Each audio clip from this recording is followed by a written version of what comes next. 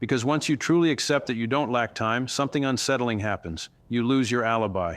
You can no longer blame the clock, society, your job, or your circumstances. What remains is responsibility, and responsibility is heavier than chaos. Chaos feels random.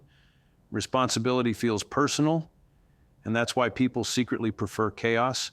Time, when taken seriously, forces a confrontation with identity, not the version of you that talks about ambition, but the version that lives minute by minute. And this is where many quietly turn back, because to succeed in life is not to add productivity, it is to subtract illusion. Here's something ancient strategists understood instinctively. What you tolerate becomes your ruler. If you tolerate distraction, it rules your mind. If you tolerate inefficiency, it governs your outcomes. And if you tolerate a life without direction, time will happily dissolve into nothingness. Time is neutral. It doesn't reward effort, it rewards alignment. But there is a deeper, more dangerous truth we haven't touched yet. Most people are not busy, they are fragmented. They live their lives in pieces, half attention, half effort, half presence. They sit with family while thinking about work. They work while thinking about entertainment. They rest while feeling guilty. This constant psychological splitting drains more energy than hard labor ever could. And when energy collapses, time feels shorter than it is. This is why some people seem to accomplish more in fewer hours. They are whole in what they do. Their attention isn't leaking in 10 directions. They understand that focus is not a talent. It's a decision enforced repeatedly. And every time you enforce it, time slows down. Machiavelli warned that those who hesitate between two paths lose both. Modern life forces you to hesitate constantly. Notifications pull you out of the present. Endless options paralyze commitment. You're always one click away from abandoning depth for stimulation. And over time, this conditions you to fear silence, because silence exposes what you've been avoiding. But stay with me, because this is where things turn sharp. Your inability to find time is often a refusal to sit alone with your thoughts. Silence demands clarity. Clarity demands action. Action demands risk. So the mind creates noise instead. Busyness, entertainment, constant input. It's not laziness, it's self-protection. But protection from growth is decay in disguise. The Stoics practiced stillness not as relaxation, but as training. They knew that the mind must be governed before time can be. If you cannot command your attention for an hour, you cannot command your future for a decade. Discipline is not harshness. It's loyalty to something deeper than comfort. And here's the paradox most people never resolve. Freedom requires structure.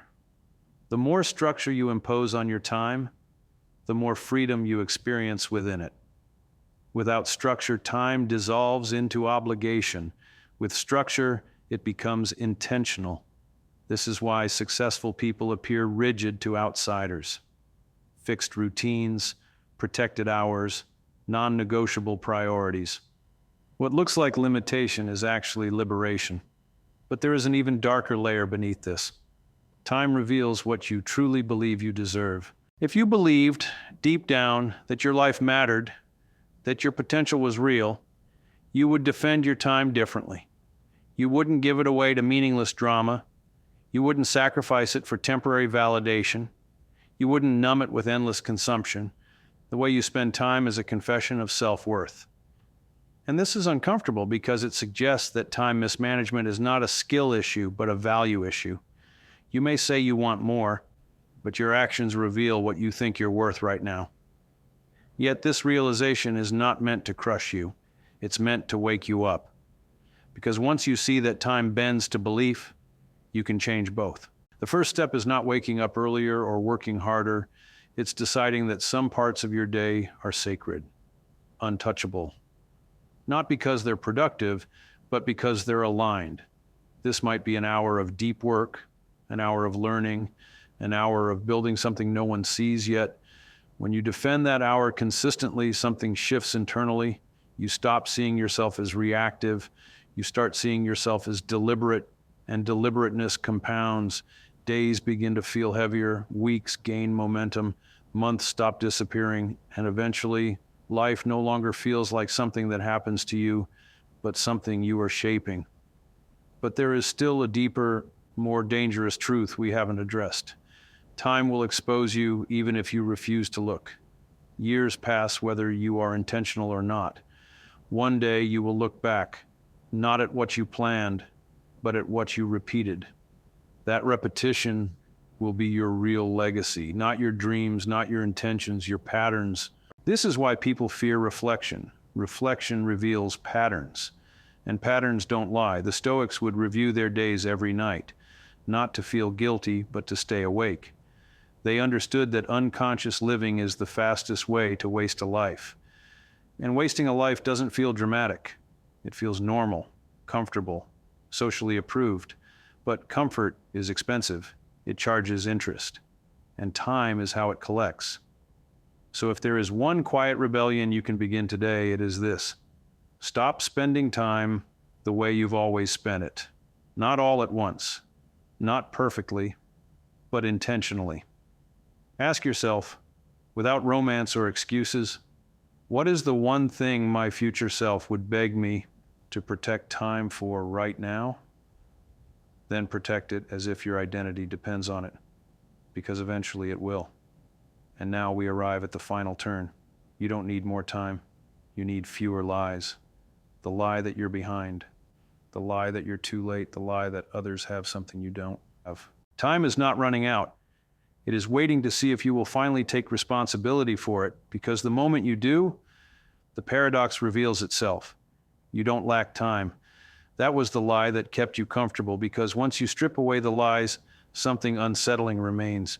You begin to notice that time is not just something you spend, it is something that slowly reshapes you. Every repeated hour trains you into a certain kind of person. And most people are being trained into mediocrity without ever consenting to it. Here is the truth almost no one wants to hear. Your life is already organized. Just not around success. It is organized around convenience, around avoidance, around emotional regulation, around short-term relief. That is why change feels violent. You're not rearranging a schedule. You're dismantling a personality that learned how to survive, not how to rise. And here is the deeper, more dangerous truth we still haven't touched. Time doesn't disappear. It accumulates judgment. Years from now, time will not ask what you intended. It will only show you what you did. This is why people fear the future, not because it's unknown, but because deep down, they suspect it will expose them. Most people think success comes from intensity, from bursts of effort, from dramatic reinvention. That belief keeps them trapped in cycles of motivation and collapse. Real success is quieter, colder, more disciplined than inspiring. It is built by boring consistency applied to uncomfortable priorities. This is why powerful people appear calm. They are not rushing. They are not panicking. They already decided what matters, and everything else is noise. Decision eliminates friction, indecision multiplies it. And modern life thrives on keeping you undecided. Endless options, endless opinions, endless one more thing. This is not freedom. This is paralysis disguised as choice. The more options you entertain, the less time you give any single path to mature. You become a sampler of lives instead of a builder of one. But stay with me, because this is where the shift becomes irreversible. At some point, every serious person realizes this. Your future is built in isolation. Not loneliness, but separation. Separation from constant availability. Separation from the need to be understood. Separation from the pressure to explain yourself. The work that changes your life will almost always happen when no one is watching. And if you cannot tolerate being unseen, you will never sustain the effort long enough to succeed. This is why time alone feels uncomfortable at first. It removes the audience. And without an audience, the ego loses its fuel. What remains is raw intention, or the lack of it. The Stoics called this alignment with nature. Modern language would call it integrity. When what you do in private matches what you claim to want in public, time stops feeling wasted. Even rest becomes restorative. Even effort feels meaningful. But here comes the truth that cuts the deepest.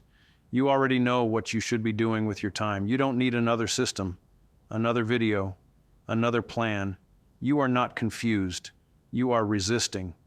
because doing the right thing consistently would require you to let go of an identity built around delay, around potential instead of proof. Potential is seductive. It lets you feel special without committing to the work. Time destroys potential and replaces it with reality. That's why people protect potential by avoiding action. As long as you haven't tried fully, you haven't failed, but you also haven't lived. And time does not care about your fear of failure. It will move forward either way. This is where most people quietly break, not outwardly, internally. They settle. They lower expectations. They adjust dreams to fit their habits instead of adjusting habits to honor their dreams. And society rewards this, calls it maturity, responsibility, realism. But history never remembers the reasonable. History remembers those who were disciplined enough to look unreasonable for a long time. And here is the final mechanism, the one that determines everything. Your relationship with time today is the blueprint of your future psychology. If you rush now, you will rush later. If you procrastinate now, you will rationalize later. If you protect your time now, you will protect your values later. There is no later version of you who magically becomes disciplined. There is only the repetition you reinforce today. This is why the smallest daily choices matter more than grand plans. One protected hour, one intentional morning, one evening without escape. These are not productivity hacks. They are identity votes, and identities compound faster than effort.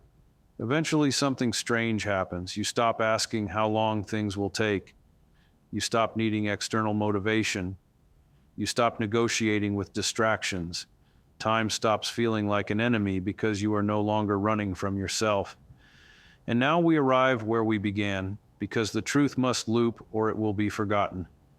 You don't lack time. That was the lie that kept you comfortable, the dangerous one. The moment you stop believing it is the moment your life finally begins to move.